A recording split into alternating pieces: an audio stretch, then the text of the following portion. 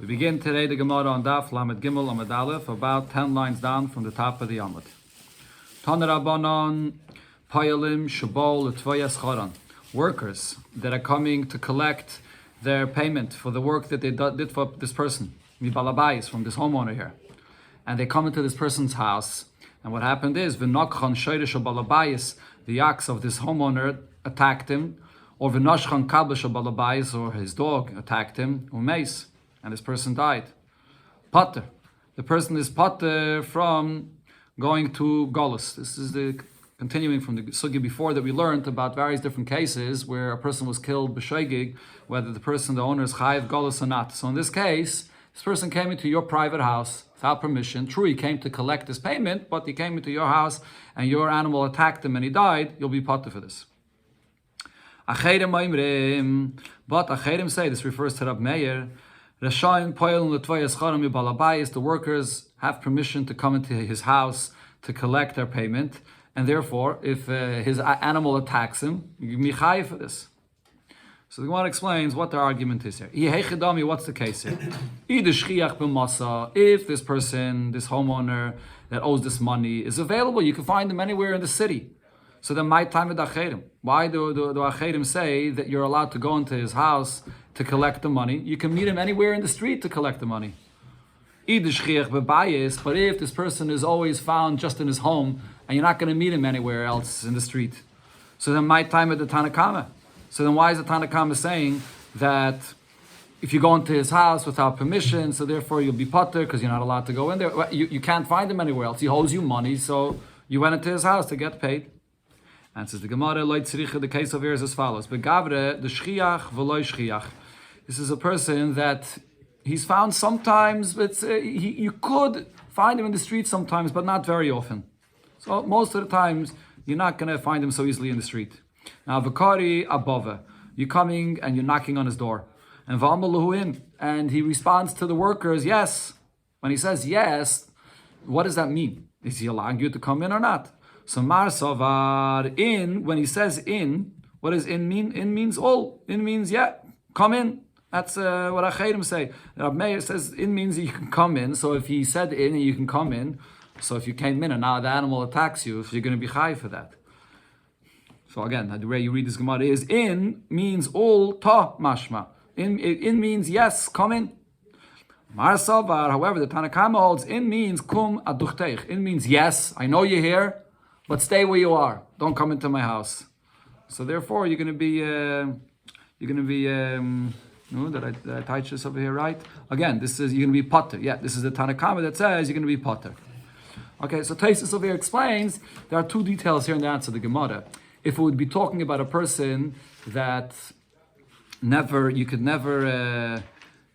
again, if this would be talking about a person that you could always find him in the street, no problem. So then, if you come and knock on his door and he says yes, he doesn't mean come into my house. Because you could always find him anywhere. So obviously, when he's saying yes, he means stay where you are and I'll meet you later. I see you every day in shul, I see you every day in the store. But since we're talking about a person that it's hard to find him in the street, so here is the argument, when he answers yes, how do you interpret that yes? That it means come in, or does it mean stay where you are? Yeah, those times they didn't do business in a normal fashion. Apparently. Okay. Tanya says the Gemara, we learned in a Braise, command Amma, like the opinion that says, in that when he says yes, which sounds like he's giving permission, but it means kuma duchteich mashma. It means stay where you are, don't come in. The Tanya, because in a Braise we learned, a worker is coming in to collect payment from this homeowner here. The and the ox of the balabayis gored him, or yinoshchay kalboy, or his dog bit him, and it's a potter. You potter for these damages.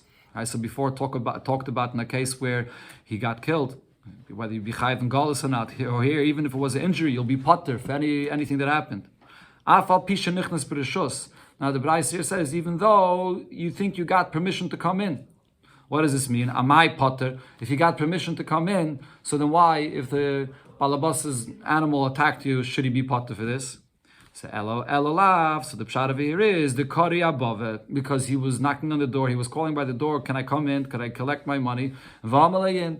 And the homeowner answered yes. That's what it means when it says shenichnas b'rishus, that he answered yes. We learn what this price is saying is like the opinion that we said before. In means kuma duchtech mashma. In means stay at where you are. Don't come into my house. And therefore, if he does come in, it's really not without permission, and the balabas will be potter.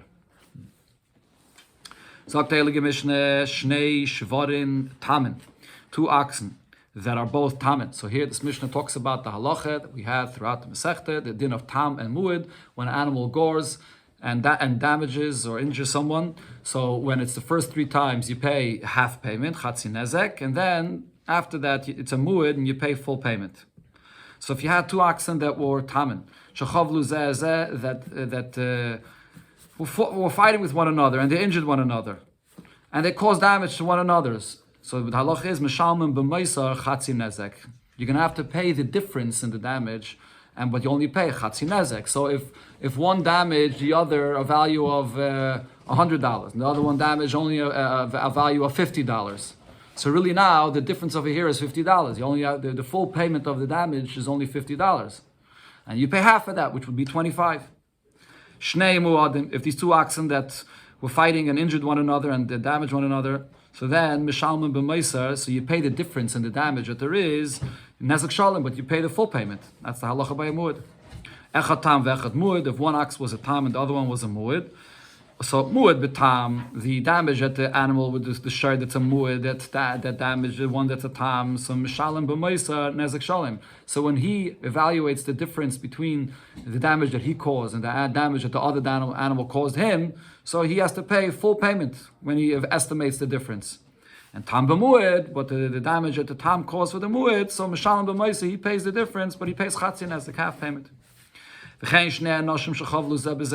halacha applies to people that were fighting with one another and they injured one another. So you have to pay mishalman b'meisar. But if each one that injured the other and the level of the damage and that they have to pay is not the same, so they pay the difference nezek shalom. Each you have to pay full payment. Adam b'muad, if a person got into a fight with an ox and he's fighting with an ox which is already a muad, which is wild and already gored 3 times. Umud ba'adam. So the person they hurt and then injured this ox, and the ox injured the person. So over here, because they both have to pay nezek shalim, so mishalim b'maisa nezek shalim, either one, whichever one, the difference is more in his damage, so he has to pay for that difference, and he pays the full payment.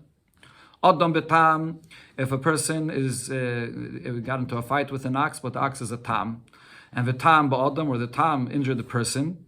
So adam betam, if the person is the one that injured this ox and his injury is more, so then mishalim b'maisa nezek shalim, he pays the difference and he pays full payment. Tam ba'adam, the tam that damaged the person, mishalim b'maisa chatzi nezek. So the difference, if his damage that he damaged the person is more, he pays only half a payment, like the payment of a tam. So on this last point, Rabbi Kiva argues, Rabbi Kiva Omer, af tam shechava ba'adam, an ox which is only a tam, and usually only pay chatzi nezek, but when he damages a person, mishalim b'maisa nezek shalem. So even the first 3 times, you also pay full payment. So this is Rabbi Kiva's chiddush here, that the whole distinction between a tam and a muad, whether you pay half a payment or full payment, is only when the shayr damages another shayr or other property of a person, but not if it damages a human being. Then, even the first time you pay nezek shalem.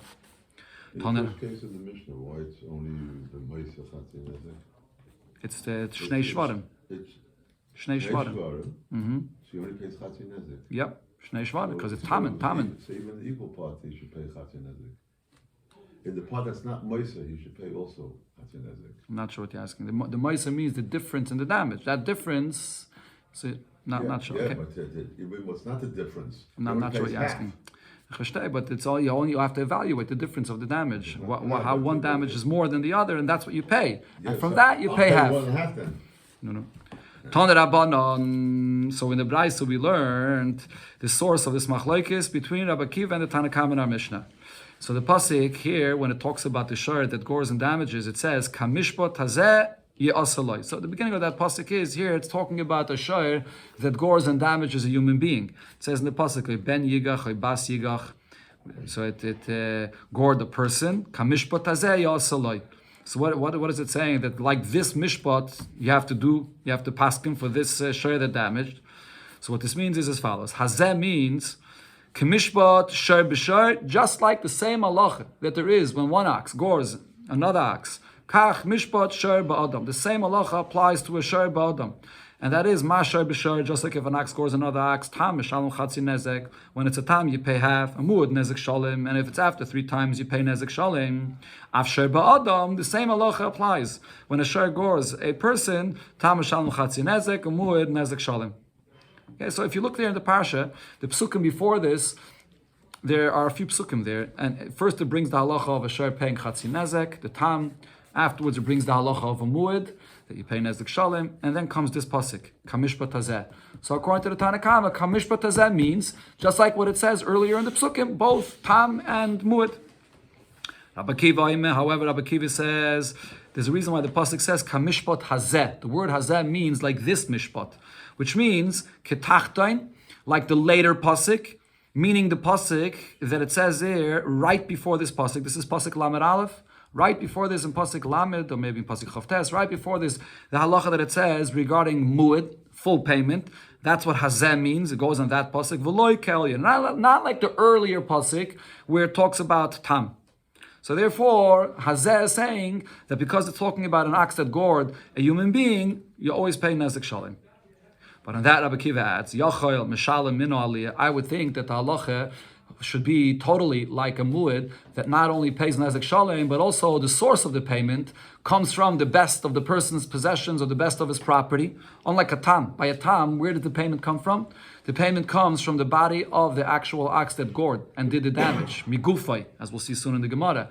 So I would think that over here, when it gored a person, and you have to pay full payment, the source of the payment comes from the best of the person's properties. Talmud Laima, but the pasuk over here says, Yasaloi. Yasaloi means migufay, mishalim. Yasaloi means it should be done to it, to this animal. So you pay from the body of the animal. Ve'enu mishalim and aliyah. You don't pay from the best of the person's possessions. That's the Braisa, that's the Machlekes. So now the Gemara explains, V'Rabbanon, now according to the Rabbanon, Zeh, or Hazeh, the word in the pasuk Hazeh that it says there, Lomali. What do they learn out from this word Hazeh? Rabbi Kiva says Hazeh is saying that you pay full payment. It goes on the last, on the Tachta, in the last pasuk here, not on the previous pasuk. But what do the Rabbanon that disagree with this, what do they learn out? Says the Gemara, Lepaitre ma'abot dvarim. What it's coming to say is, Kamishpat Hazeh Yasalai, that you pay, like it says here in the Psukim, which means you pay for the damages, but you don't pay other modes of payment, which are the abar dvarim. When an adam amazik, you have to pay nezek, tzar, ripoy, sheves. No, you don't pay all those modes of payment when it comes to an ox that gores and damages. Rabbi Kiva, now according to Rabbi Kiva, lepartim adbar dvarim yinale, since you can't learn that from this, so where does he learn out this halacha that an ox that gores does not pay all these 4 payments? Afkelei, he learns it out from the pasuk where it speaks about Adam Amazik. There it says, "Mi'ish kiyitim mumba misay," a person that injures someone and he creates a blemish and he has to pay the different kinds of payment. So from there we learn ishba misay. It's only if a person attacks someone, but not if the ox gored someone. Over there you don't pay all these payments. The Rabbanon, why can't the Rabbanon learn from that source like Rabbi Kiva? Says the Gemara, because imahi, if I would learn from there, hava minute sar l'chadei. I would think that pasuk is coming to say that an ox that gores, you don't have to pay the payment for the pain that you cause. That's what that pasuk over there is talking about. And I would think maybe it refers only to tsar. I'm not actually sure if that pasuk mamish talks about that. Rashi here says there would be a svara to say that I would say that for sure you don't have to pay tsar because tsar is not really a monetary loss.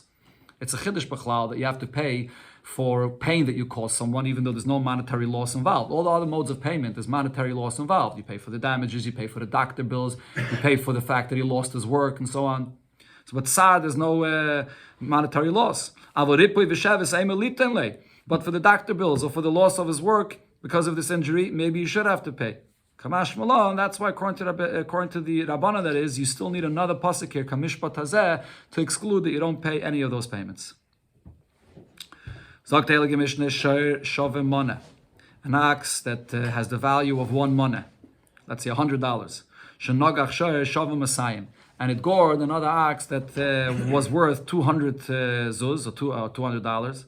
And now as a result, it's dead, and the carcass also has no value at all, which means that the amount of the damage is $200. So now you have to pay chatzi nezek if this is a shir tam. So you pay half of the nezek.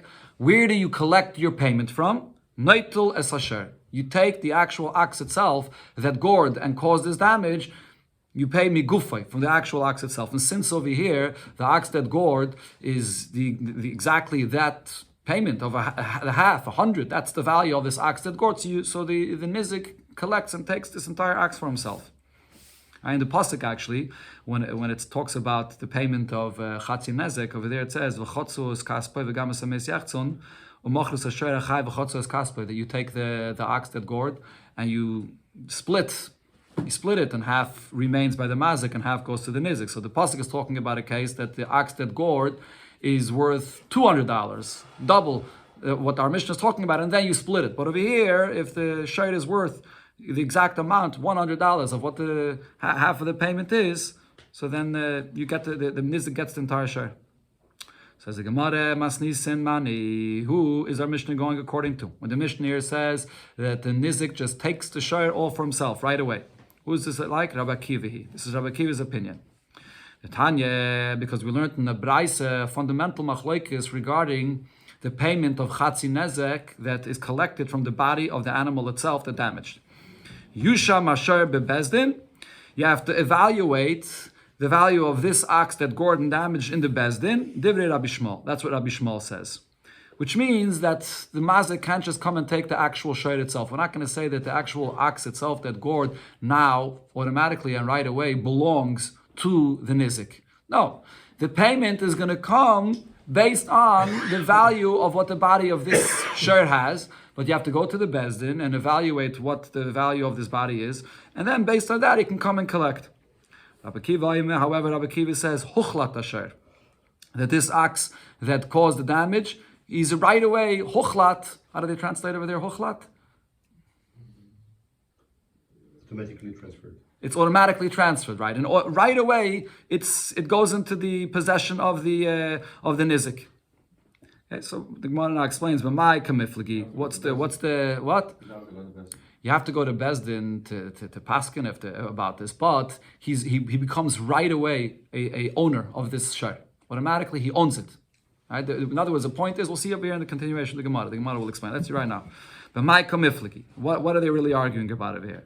Rabbi Shmuel's opinion is Bal Choivu, that this mazik, so the fact that he owes the payment here, and the source of the payment taka comes from this shayr, but still he's similar to like a case where there's a loan, that you borrowed money and you owe money.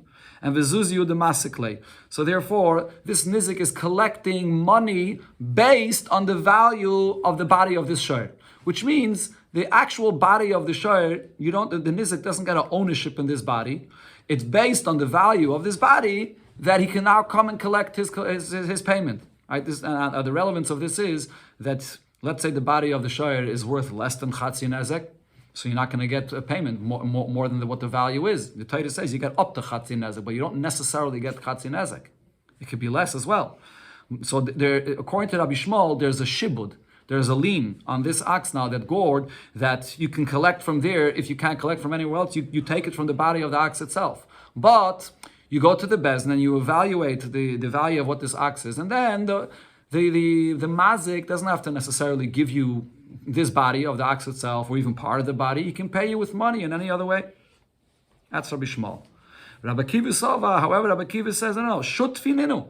If this ox gored, so now you get a certain ownership in the ox itself. In the case of the Mishnah, it's not only a shutif. In the case of the Mishnah, it's the exact payment of the value of the ox is the exact payment. You become now the sole owner of this ox. But in most cases where the value is more than what the damage is, so then you become right away a partner in the actual ox itself. That's the taich. So in other words, migufa mamish means literally that you become an owner in it. Says the Gemara, the source of the machlokes is in the taich of the pasuk. Because when the pasuk says that you collect from the shayr itself, it says that you take now this ox that gored and you sell it, and they split the money. In a case where the value of the damage, the chatzi nezek that you have to pay is, so half goes to the mazik and half goes to the nizik, so then you sell it and then they split the money. Rabbi Shmuel says, how do you learn the pshat on this pasuk? Lebedina kamaz rachmana. The Torah, this pasuk is referring to the bezdin. That the bezdin evaluates this because half of that payment belongs to the nizik. But it's not that the nizik actually has an ownership in half of this ox. Rabbi Akiva says, "Lenizik o mazik mazalu rachmana." The Torah is speaking to the nizik and the mazik themselves, and it's saying that they become partners. That because of this damage, he automatically gets half of an ownership. It's machru, yeah, machru. The question is, who is the machru? Who's selling? Who's the Torah talking to? Is it talking to the bezdin, or is it talking to the nizik and mazik themselves that they sell, meaning it belongs to them? It already belongs to the mazik, just like it belongs to the nizik. If the shares is worth less, then it has to get something else, or let's whatever the share. No, whatever it is. If it's less, that everyone agrees that the chatzi nezek is only up to chatzi nezek. If it's worth less than that, you get less. My benayu, says the Gemara, what's the practical difference between them? Higdisha nizik ikebenayu. If the nizik went after this damage happened and he was makdish, he dedicated to hektish this shayr. That's the difference here. So according to Rabbi Shmuel, if the nizik was makdishit, the hektish doesn't take effect because the bezdin evaluates the value. He don't have a real ownership in it at all. The bezdin that is just evaluates the amount of what its value is, and based on that you get your payment. So how could you be makdishit? But according to Rabbi Akiva, you're actually a partner, it belongs to you, so you could be makdishit. Taisus Sefer actually says that the Gemara brings this nafkamina, but the Gemara could have said a simpler nafkamina. The nafkamina is, how do you actually collect your payment? According to Rabbi Shmuel, you don't necessarily get payment from this ox itself. The mazik can pay you money based on the value that Bezdin evaluated what the body of the ox is worth. According to Rabbi Akiva, the payment actually comes from the body of the ox itself because you become now an owner. It's automatically transferred to you that you're an owner of the ox itself. So we spoke here about a case of hektish and the case when the nizik was makdishit. How about machrei mazik? If the mazik, after his ox caused this damage, the mazik went and sold his ox.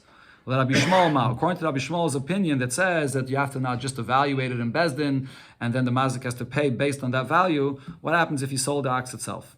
Do I say, since Rabbi Shmuel says that the mazik is just like a balchayv, that there's a loan here, he owes money to the nizik, bezuzyu the masikle, and it's just money that he owes. True, there's a shibud on the ox itself, but you don't pay. You're not an actual owner. The nizik is not an actual owner of the ox. It's money that the mazik owes him. So therefore, macher. So if you went and sold the actual ox itself, the sale takes effect.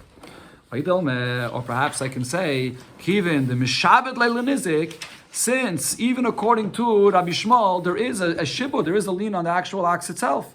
If he's not going to give him money, so then the Torah says that this is where you're going to collect your payment for the hezek, for the damage, from the actual ox itself. So there is a shibud, even according to Rabbi Shmuel. So lav kol kimine, you don't have the power to go and sell this to anyone else. It's already, there's a lien on it that belongs, that the collection could be going to the nizik. Amalei, so he answered, Eino mocher, that no, the sale does not take effect, even according to Rabbi Shmuel. In the Gemara, but Vatanya in a brayse we learned machroi macher, that if the mazik sold the ox that Gordon damaged, the sale does take effect. Says the Gemara, yeah, it takes effect, but chayzer v'geveyu. But the nizik could go to the buyer and collect it and take it back because he has the shibud on it before it was sold. Like the Gemara, so if you can go and take it away from the buyer, so lama macher. Why is the Bryce saying that it's sold? The sale really is worthless because the nizik can just come and collect it from the buyer. And says the Gemara, liridya. The effect of the sale is in the sense that if the buyer had already used this ox, he already used it to plow in his field, so and now the lekeach comes and takes it away from him. So he doesn't have to pay for the nizik. Again, sorry, the lekeach is the one. The lekeach is the one that used it, and now the nizik comes and confiscates it and takes it because it's owed to me. The lekeach that meanwhile used it is not going to have to pay the nizik for using his ox for this time period. In the time that I had it and I used it, I bought it and I paid for it. And true, you have the right to come and confiscate it to me, but he doesn't have to pay him for using this ox because, according to Rabbi Shmuel, there was a shibud on it, but I didn't use your ox, it's just a shibud. So for that time period that he used it, he doesn't have to reimburse him.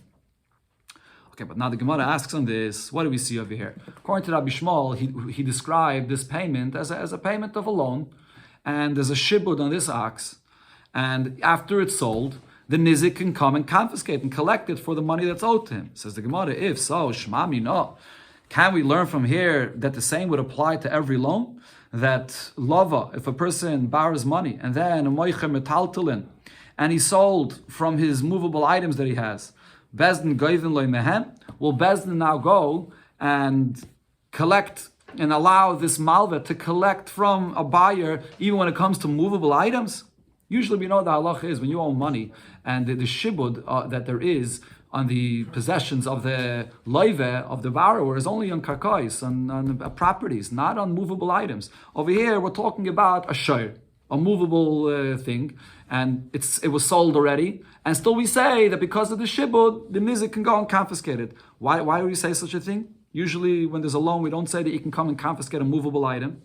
Says the Gemara, it's not the same thing. Shani Hasam, in the case when there was this damage and it's a tam, and the shibud is on the ox, over here it's different. The command, the shibud on this ox, when the Torah says that the collection comes from the body of the ox, it's like a case of an apaitiki. An apaitiki means when you borrow the money and you make a clear condition, apait tehei koi. It's a combination of three words, that the collection of the loan is going to come from this. So when you make an apaitika, when you clearly designate something that you're going to collect from this, so then even though it's a shayr, it's metaltalin, nevertheless the nizik can come and confiscate it from the buyer. But is that true? But Rava said regarding a loan, if a person designates his slave to be that paitiki, meaning that you tell the malva you're going to collect from this slave, and then you went and sold him, the bachayv could go on the buyer and confiscate and collect from there. But shayre paitiki, if you told the lender that here, this ox is where you could collect your loan from, you clearly designated it, but then you sold it, it doesn't matter. If once it was sold, it's like any metaltlin that the shibud is off and you can't confiscate it. So the question is, why over here regarding this shayr, by a tam that was mazik and the shibud is on the body of the shayr, even if we're going to say that this is a very strong shibud and it's like an apaitiki, but why if the mazik sold it and the nizik come and collect it from the buyer? So the Gemara explains it's a difference. Eved, why is Bachlal a difference between an Eved and a Shayr? Eved, my time, what's the reason why if you make the Eved an Apaitiki, Shumdisle Kala? Because everybody knows about this Apaitiki that there is on this Eved. He's a human being, and therefore people talk about this, that this Eved here, a lien has been placed on him, that the loan is going to be collected from him. So therefore, we allow to confiscate from the buyer, because the buyer should have known about this. He could have made research and he should have known that this is an Eved that is already, there's a big lien on him to a loan. So Hainami, if so, we could apply the same thing over here and say regarding the shayr. Even though usually we say when you put an apaitiki on a shayr, there is no kail about this. Right? So therefore usually you can't collect from a shayr once it's sold to someone. But over here, even the nogach, since this shayr gored and damaged someone, so for this, there is a rumor, everybody knows about this because people say, oh, this is an ox that gores. So over here, because there's a rumor about this is an exception, and even after it's sold, even though it's only metaltalin, the nizik can come and confiscate and collect from there. This is only two metaltalin that A what? this is only two metaltalin that has a shibud that they gave a sign from this Sachen? Like A shayr and an eved. You can collect from any metaltalin, but the shibud, though, usually the mishubadim is only by karkais, not by metaltalin. Over here, by an apaitiki, you can make anything in a paitiki. You can make anything in a paitiki. But by an eved, usually we say an eved is a kail. But over here, this shayr is also a kail, so the buyer should have known about this, so you can collect from him. Tani Rav Tachlifa bar Marove Kamed Rabavo Tachlifa. So he learned in a braise in front of Rabavo about this halacha that we just spoke about before. After this ox that's a tam, gored and damaged, so now mochroi ein mocher, if it was sold, the sale does not take effect. But ikdishoi, if it was dedicated to hektish, muktish, then the hektish does take effect. So Gemara is going to explain, it seems to be saying two opposite points, who exactly sold it and who is the one that was maktish it. Mochroi man, who sold it? If you're going to say after this ox that's a tam gored damaged, now the mazik went and sold it. So when it says that the sale does not take effect, why doesn't it take effect? Mani, whose opinion is this? Rabbi Kivi. This goes like Rabbi Kivi. Rabbi Kivi said, that the body of the ox, the ownership is automatically transferred to the nizik. So therefore the mazik can't sell it. Now, but then it says that if the mazik went and gave it to Hegdish, so the Hegdish does take effect, Asan Rabbi Shmuel. That's following Rabbi Shmuel's opinion, the Amma Yusham Asher, that says that no, you don't have automatic ownership. The Nizik does not have automatic ownership in this ox. And Yusham Asher bebezdin, the bezdin has to evaluate it, and the payment comes from, you can pay with money. So the Bryce is contradicting itself. Ella says the Gemara Nizik Machrei. If you're going to say that the pshat in this Bryce is, it's not talking about the mazik that sold after this damage here, but the nizik is the one that sold it. So machrei and machrei, when it says that if the nizik sells this ox, so the sale does not take effect. Mani Rabbi Shmuel. This follows the opinion of Rabbi Shmuel that says you don't have an automatic ownership in it. The nizik, that is, doesn't have automatic ownership after the damage, so that the sale does not take effect. But then it says hikdishe mukdish. If you gave it to hekdish, the hekdish does take effect. Also Rabbi Kiva. That follows Rabbi Kiva's opinion. So there's a contradiction here in the Braisa. So the Gemara answers, La'olam, I can tell you as follows. Mazik, really, the one that sold this ox here was the Mazik. V'divrei HaKoil. And the Braisa could fit according to both opinions. Machrei and Machor, when it says in the Braisa that if you sold it, the sale does not take effect. Why doesn't it take effect? If the Mazik sells, according to Rabbi Shmuel, it still belongs to the Mazik. According to Rabbi Kiva, we know why it doesn't take effect, because it's already automatically transferred to the Nizik. But according to Rabbi Shmuel, the Gemara explains, Afil Rabbi Shmuel, so this is the sort of the Gemara said right in the beginning of this Amud, the Hamish Abdul Nizik, even though Rabbi Shmuel does not hold that the Nizik has already an ownership, but there's a shibud. So because of the lien that there is on this ox, you can't sell it. Even Rabbi Shmuel will agree to that.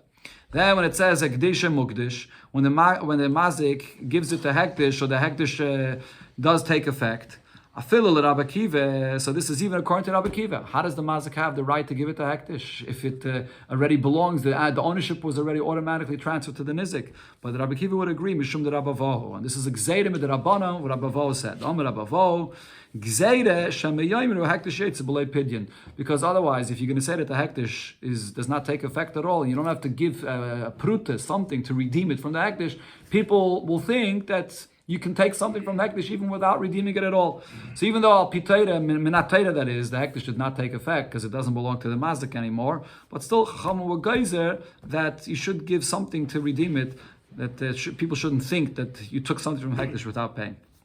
Tana Rabbanon, in a different brayse, we learned about this halacha about selling or being makdishet after a damaged shar tam shehizik, a toyasham tam that damaged. Actually, Amad Bedin. Now, this is a brayse here. We'll see right away. This brayse follows Rabbi Shmuel's opinion. So, therefore, before it came to the Bezdin and before it was evaluated in Bezdin, Mochrei Mochor, the Mazik went and sold the ox. The sale takes effect. Hikdish and Mukdish. If you gave it away to Hekdish, the Hekdish takes effect as well. Shachte v'nastem b'matane. If he shachted this animal and he gave the meat as a gift to someone, Masha Sasi. What he did is done.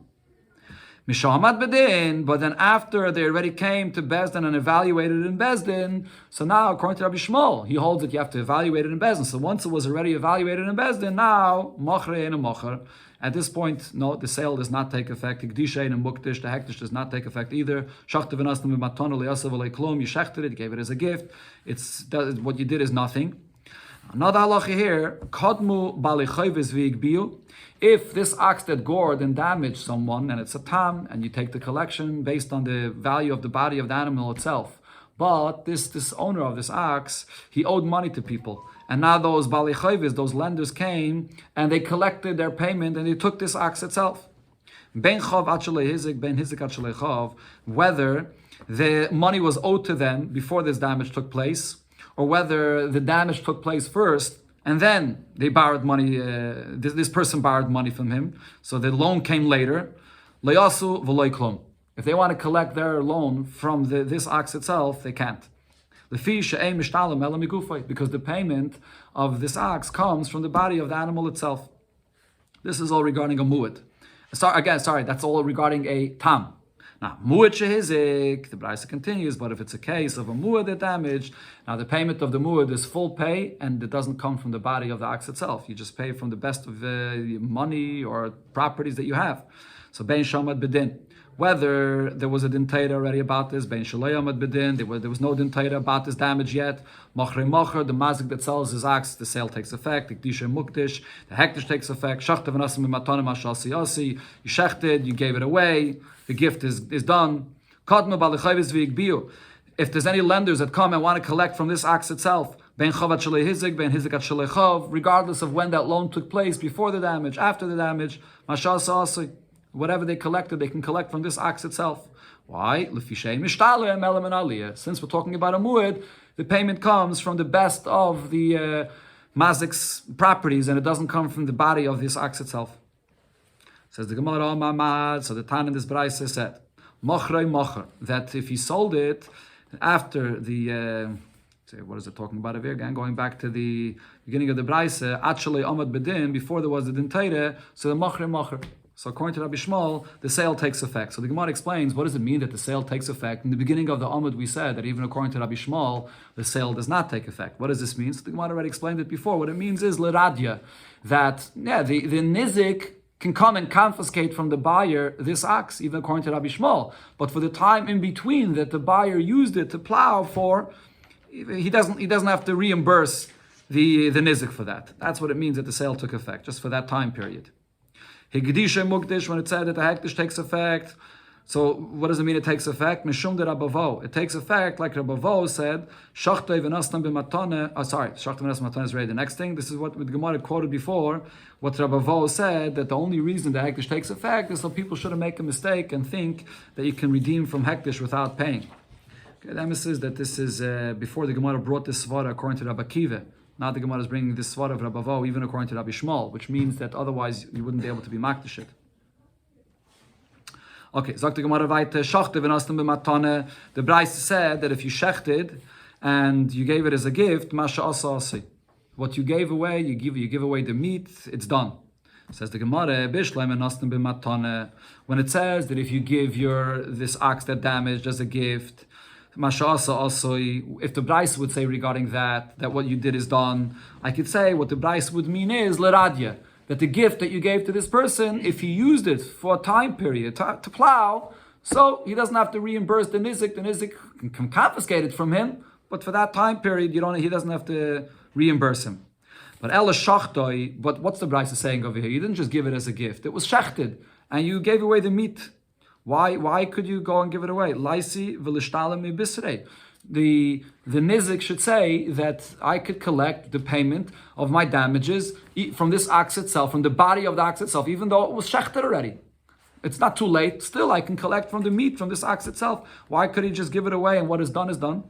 The Tanya, we learned in the Braisa, it says, Chai, when the Pasuk says that, what do you do when this ox gores and damages? You sell the living ox, and they split the money of it. So it says in the Pasuk, Chai. I would think that the Nizdik could only collect from the ox itself when it's still alive. Shachta minayin. How do you know if it was shechted, that he could also collect from the body of the ox itself? Tamad loima umachru es hasher. When it says es hasher, so even though afterwards it says chai, but we dash in the words es hasher separately to say that mekol makom, even after the shayr, if it was shechted and now it's just meat, so the nizik could come and collect from the meat itself. So why is this Bryce saying that after it's shechted and you give away the meat, that the nizik can't come and collect from that meat itself? Answers the Gemara. Amar Rav Shezvi explains what the Bryce means to say is as follows: what it's saying over here is that the value of the behemoth that was now decreased because you shechted it, that's something that the mazik is not going to have to reimburse for that. Mazik's not going to have to pay from that. Yeah, you collect from the body of the ox, even after it was shechted. So, but the mazik though is not going to be responsible for the damage that he caused you. Before this was a living ox, and you could collect from the living ox, which is worth much more. And now it's worth much less. You may end up getting paid much less. For that, he doesn't have to reimburse you. That's what the Braisa meant when it said, Masha Asa Asi, what's done is done. Says the Gemara based on this, what this means is now that Hamazik Shibudai Shal Chavere Potter. Shouldn't we be able to learn out from here a general halacha that if you go and you cause damage to somebody, you don't damage something that he actually owns. You cause damage to a property that he has a lien on it. And you damage it, you destroy it. So if you mazik something that someone only has a shibud on it, you don't have to pay him for that. You potter. That's what we're saying over here. This ox, this tam, you have a shibud on the body of the ox, and this mazik went and shechted it, and he decreased its value. Still has value, but he decreased his value, and he's not responsible for the damages that he caused you now by decreasing its value. Says the Gemara, yeah, you're right. That's what it seems like. This would be a general halacha regarding any damage caused to a shibud. Says the Gemara, Pshita, it's obvious that it's the same halacha. What's the chiddush that Rav Huna bar Rav Yeshua was saying? Zayisa meres that I can learn from here. And says the Gemara, Mao the Taima, I would think to say, Hasam huda amale, by this ox, when the mazik shechted it, so the mazik can say, Lecha saticha v'loy midi, I'm not causing you any damage, the amale, because you can say to him, Zike ba'almo de shakli minoch. The ox is still here. You own the body of the ox. It's still here. I took away its life, meaning that before it was a living animal. Now it's meat, but it's still here. So he didn't completely destroy it.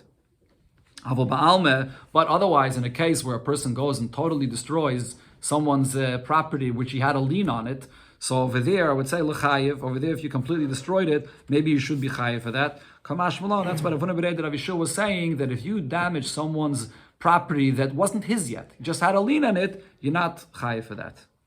He can't demand any payment from you. He's not the real owner yet. That was the chiddush here. Fragt the Gemara, but Hanami Rabba Amra, didn't Rabba already say this halacha? Rabba said the following halacha: if you go and you burn somebody's documents, he has documents for loans that people owe him, so those documents are his whole proof. It's very valuable to him. And you go and you burn those documents, you pater. He can't come and collect from you the damages that you caused him for this.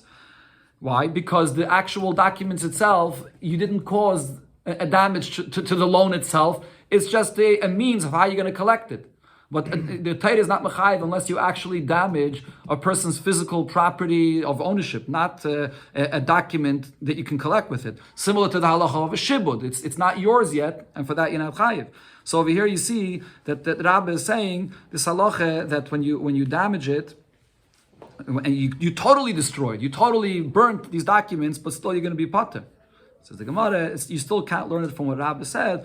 I would think in the case where you burnt those documents, over there, the reason why you can't collect any payment for this, because the mazik will say, I just burnt pieces of paper. I mean, true, the pieces of paper had valuable information on it, but in the end of the day, I didn't destroy a property or something physical. I just destroyed the paper. That's the proof.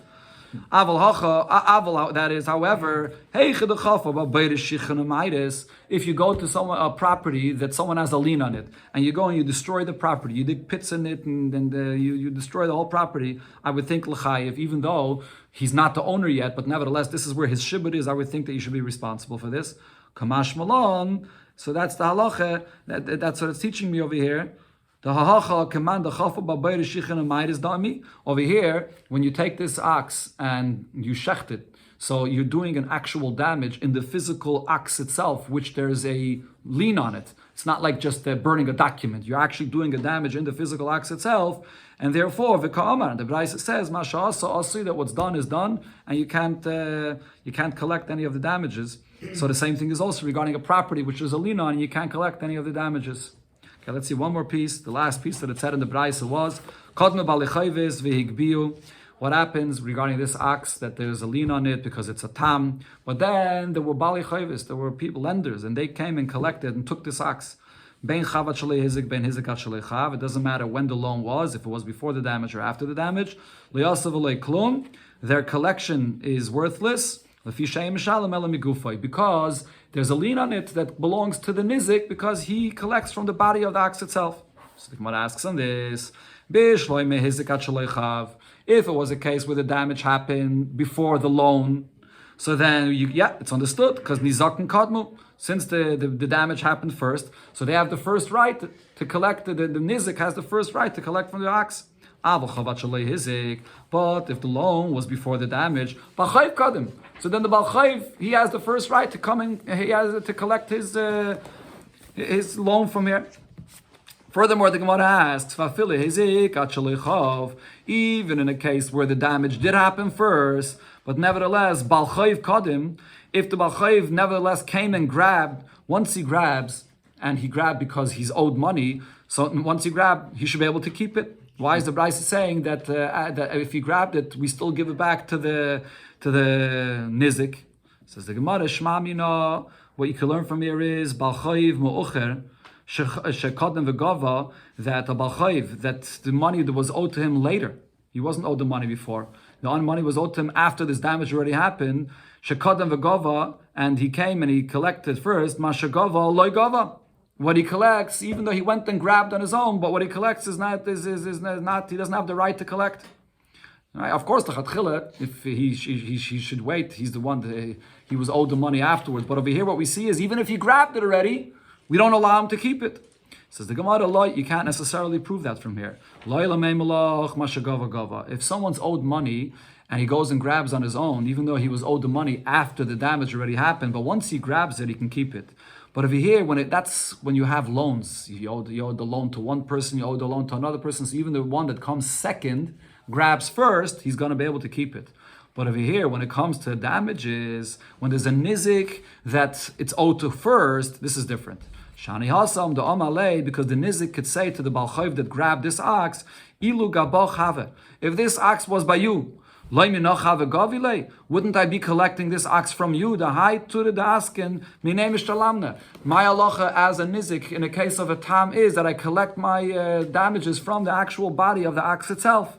So because I collect from the body of the ox itself, it's different than the regular shibud of a balchayv, and therefore I always have the right to take from the body of the ox itself, even though there's another balchayv and he already took it. Nevertheless, I could confiscate it from him because the emish talem is elami gufa. You paid from the body of the ox itself.